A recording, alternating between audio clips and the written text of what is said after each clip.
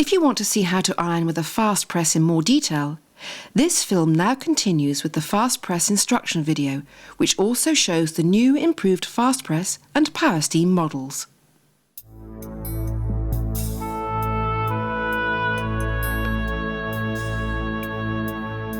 Congratulations on choosing a Fastpress. You've purchased a product of the highest quality, which will give you many years of trouble-free service. To help you get the very best results, we have made this film to get you started on the road to easy ironing. Whether you have chosen the non-steam version or the steam version, the ironing technique is the same. With a little practice, your ironing time should be halved.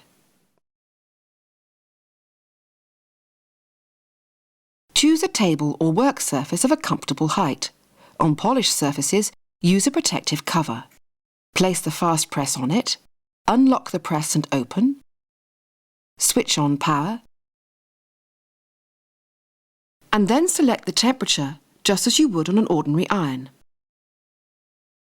If you have chosen the steam version, then you have a new advanced steam generator system that gives you continuous steam under pressure and enough steam on one tankful to last you for over an hour's ironing. To use the steam, carefully follow the filling instructions in the instruction book or at the end of this demonstration. Steam is only available when the boiler is up to temperature, indicated by the steam light showing green.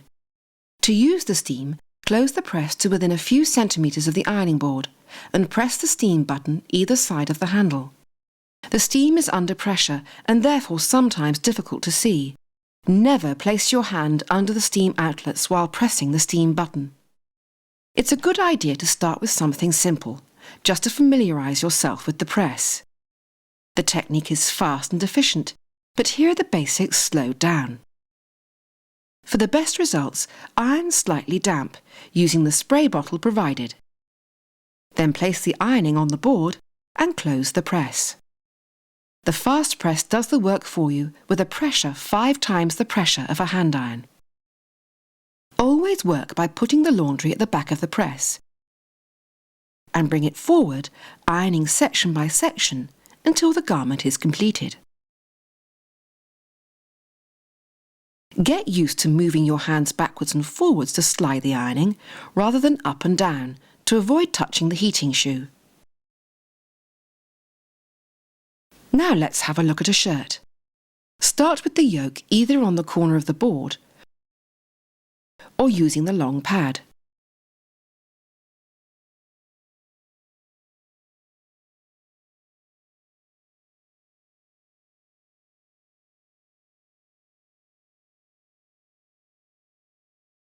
When you press a sleeve, make sure that the top of the sleeve follows the shape of the board.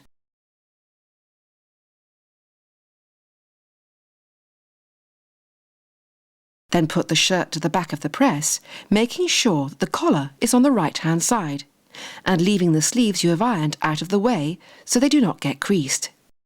Bring the shirt towards you so that the row of buttons is at the front of the board, with the collar at the right. Ironing a shirt is then easy.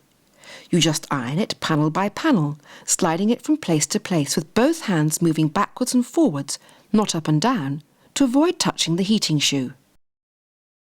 Where there is a shape or a pleat, make sure you iron up to the edge of the seam. The back of the shirt can usually be pressed in 2 or 3 movements depending on the size.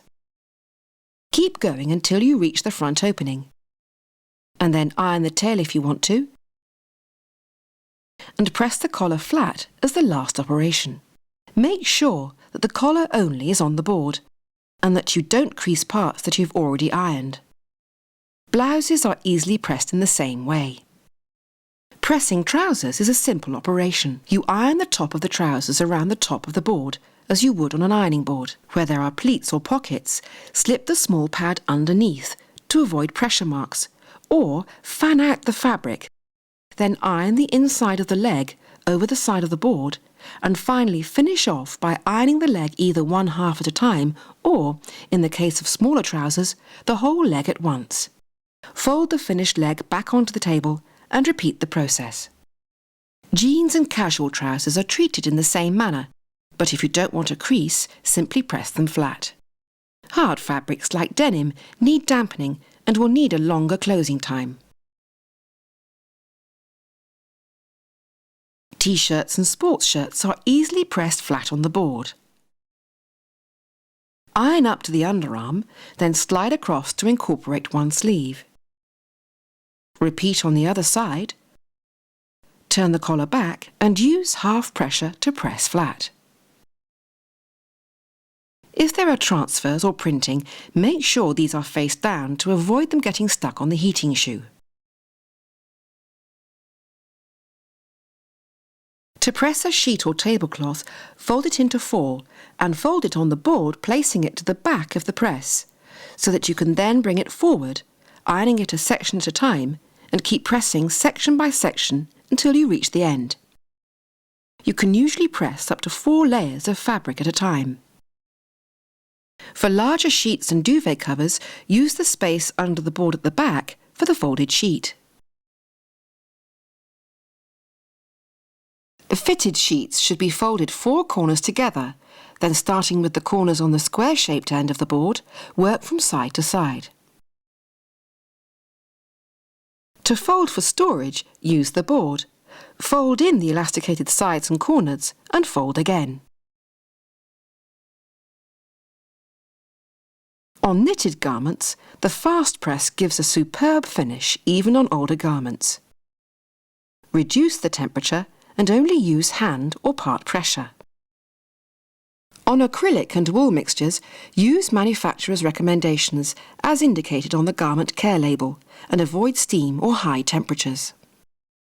Excessively creased fabric should be sprayed, warmed by briefly closing the press, and then smoothed by hand, then pressed again for a perfect finish.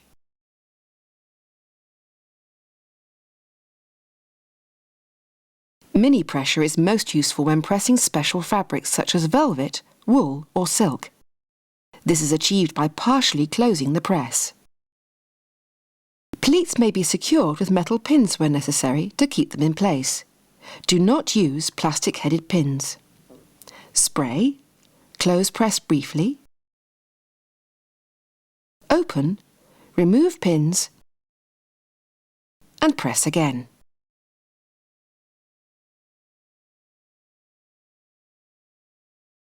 Embroidery or applique should be placed face down.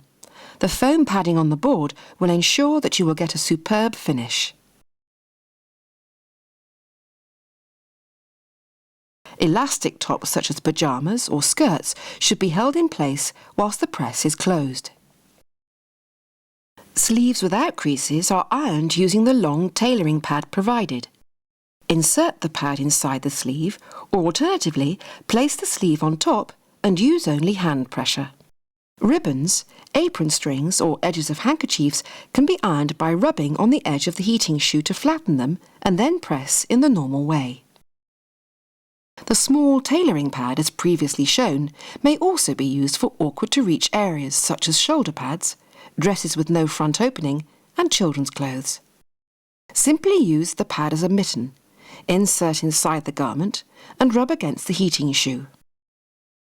When pressing jackets and suits, a pressing cloth may be necessary on dark materials to avoid shine. A clean cotton cloth is ideal.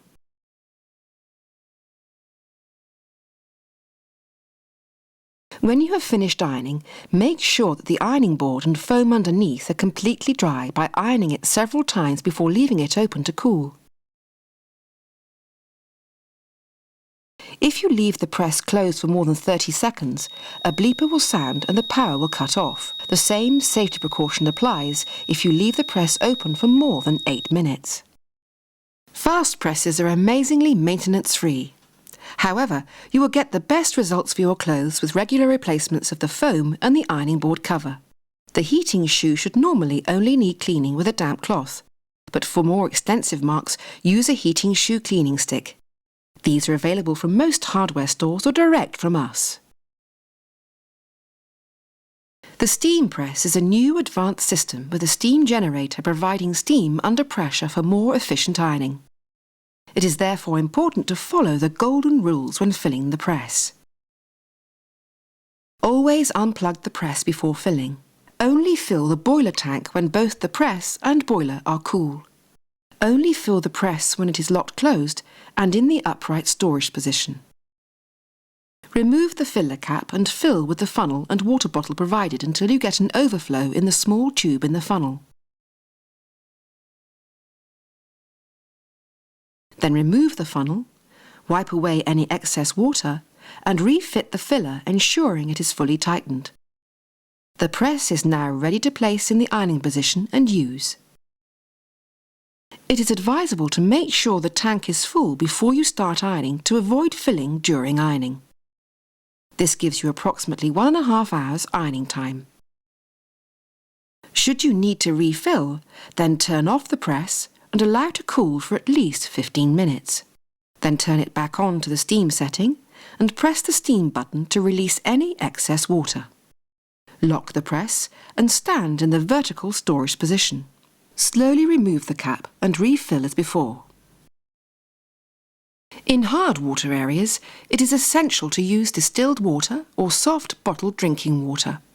In soft water areas, it is best to use boiled water and occasionally flush out the water tank. Do not add any fabric softeners or perfumes to the water, and if the press is to be stored for long periods, it is advisable to drain the tank.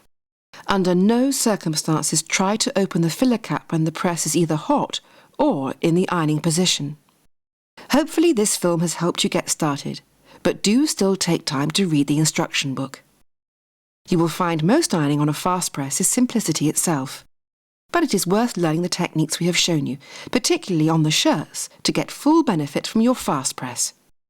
If you lose your contact details, visit our website on www.fastpress.co.uk.